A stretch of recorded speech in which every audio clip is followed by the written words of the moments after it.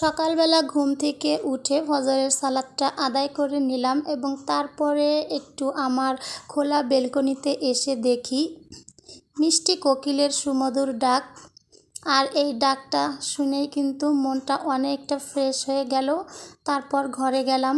ঘরে গিয়ে যেহেতু আজকে শুক্রবার জুম্মার দিন, ইয়াসিন সূরাটা পাঠ করে নিলাম। তারপর সূরা কাহাফটা পাঠ করে নিলাম, কেননা শুক্রবার সূরা কাহাফটা পাঠ করলে অনেক বেশি রহমত বরকত পাওয়া যায়। আর এক শুক্রবার থেকে অন্য শুক্রবার পর্যন্ত অনেকটা নিরাপদে থাকা যায়। হ্যালো এভরিওয়ান, আসসালামু আলাইকুম। নাসরিন ক্রাফটস অ্যান্ড ব্লগসের পক্ষ থেকে আপনাদের সবাইকে অনেক অনেক শুভেচ্ছা জানাচ্ছি আমার নতুন আরও একটি ব্লগ ভিডিও দেখার জন্য। নাস্তাটা রান্না করে নিলাম। আজকে যেহেতু অফ দিন অর্থাৎ ছুটির দিন, তাই একটু খিচুড়ি রান্না করে নিলাম। আর আমাদের ঘরে বেশিরভাগ টাইমই মুগ ডাল এবং মসুরি ডাল এই দুটো মিক্স করা থাকে, যেটা দিয়ে আমি খিচুড়ি রান্না করি। কিন্তু আজকে শুধু মসুর ডালটা দিয়েই খিচুড়িটা রান্না করে দিলাম। সকালবেলা ছেলেটা একটু চা আর ড্রাই কেক খেয়ে পড়তে চলে গিয়েছে, কারণ অত সকালে ও কিছু খেতে চায় না, যার কারণে একদম খালি মুখে যাওয়ার চেয়ে একটু চা তৈরি করে দিলাম। ওই চাটা খেয়েই ও চলে গিয়েছে। তারপর মেয়েটাকে খাইয়ে দিলাম।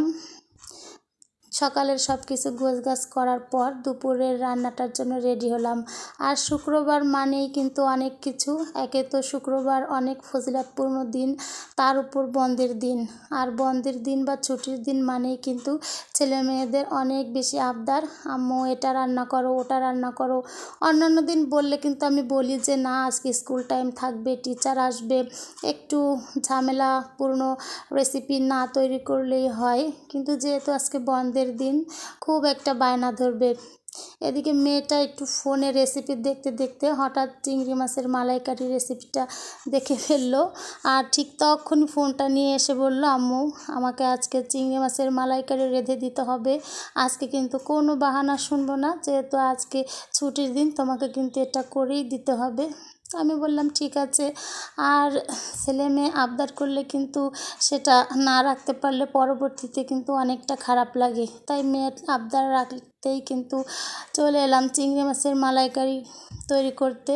এই মালাইকারি রেসিপিটা আজকে অবশ্য আমার মেনুতে ছিল না, ছিল শুধু মুরগির মাংস রান্না করব, যেটা দেশি মুরগির মাংস নুজাতের বাবা এনেছিল। আর হচ্ছে আম ডাল রান্না করব। আম ডালটা আমার সাহেব এবং আমি খুবই পছন্দ করি, তো মেয়ের অনুরোধের জন্য আজকে মালাইকারিটা রান্না করতে আসলাম। মালাইকারি করতে নারিকেলের দুধটাই কিন্তু বেশি লাগে, গরুর দুধে তেমন একটা টেস্ট আসে কিনা আমি জানি না, ওইভাবে কখনো রান্না করা হয়নি। কিন্তু গরুর দুধটাই যেহেতু বাইরে ছিল, আমি ওইটা দিয়েই রান্না করতে চেয়েছিলাম। পরবর্তীতে মনে করলাম না, এখানে নারিকেলের দুধটা দিলেই বেশি টেস্ট আসবে। এজন্য ফ্রিজে একটু দেখলাম যে ফ্রিজে একটু নারিকেল কোরানো ছিল, তো সেটা দিয়ে নারিকেলের দুধটা তৈরি করে মালাইকারিটা অর্থাৎ নারিকেলের দুধ দিয়ে চিংড়ি মাছের মালাইকারিটা তৈরি করতে চলে এলাম। তাছাড়া ইনস্ট্যান্ট কোনো রেসিপি তৈরি করতে কিন্তু আমার খুব একটা সমস্যা হয় না, কারণ আমি সব সময় মশলাগুলো অর্থাৎ পেঁয়াজ, আদা, রসুন এবং জিরা, এই 4টা মশলাই কিন্তু সব সময় ব্লেন্ডারে পেস্ট করে রাখি। কারণ যেহেতু বাচ্চাদের ঘর, বেশিরভাগ সময় ইনস্ট্যান্ট ওরা অনেক কিছুই তৈরি করে দিতে বলে, কিন্তু হয় কি, মশলাটা যদি আগে থেকে প্রিপেয়ার করা না থাকে, ওই ইনস্ট্যান্ট মশলা তৈরি করে যখন তখন মশলা বেটে রান্না করতে কিন্তু অনেক বেশি ঝামেলা লাগে। আর এই ঝামেলার কারণে কিন্তু রেসিপিটা আর তৈরি করা হয় না। এজন্য কিন্তু আমি এই মশলাগুলো সব সময় ব্লেন্ডারে একটু পেস্ট করে ফ্রোজেন করে রাখি।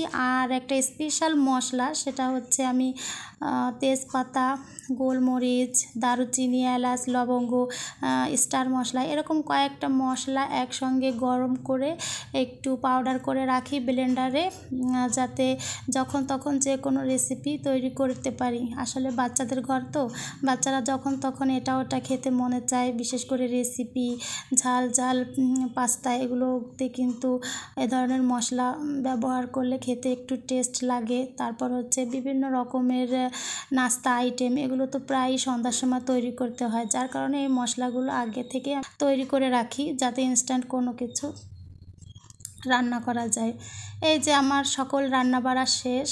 আর পেঁয়াজ বেরেস্তাটা কিন্তু আমি আগে থেকেই একটা কাঁচের জারে স্টোর করে রাখি, সেটা গত পর্বে দেখিয়েছিলাম, কারণ আমার মেয়েটা কোনো ভর্তায় কাঁচা পেঁয়াজ খেতে চায় না।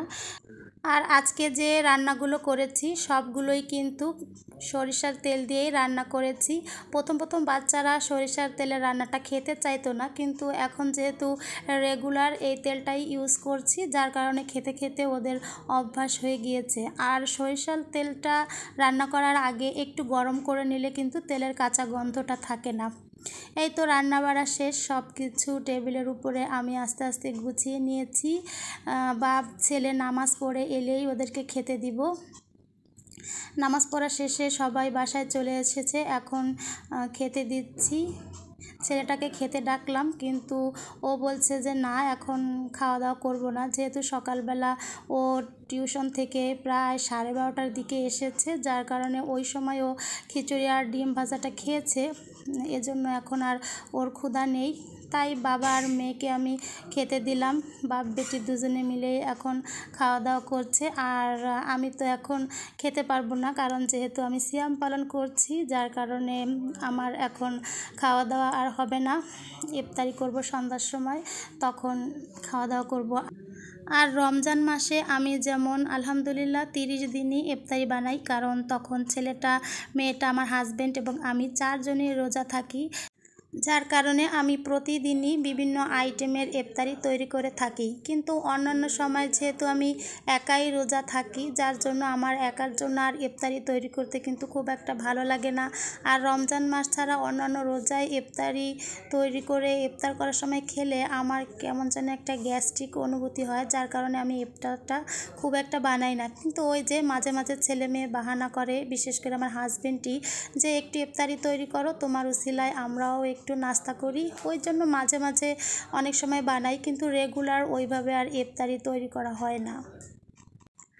যাই হোক, সবার খাওয়া দাওয়া হয়ে গেলে এখন আমি একটু ফ্রেশ হয়ে জোহরের সালাতটা আদায় করে নিব, যার কারণে এখন আমাকে আপনাদের কাছ থেকে বিদায় নিতে হচ্ছে। আগামী পর্বে আবারও নতুন একটা ব্লগ ভিডিও নিয়ে আপনাদের সামনে আসব। সেই পর্যন্ত সবাই ভালো থাকুন, সুস্থ থাকুন। আসসালামু আলাইকুম।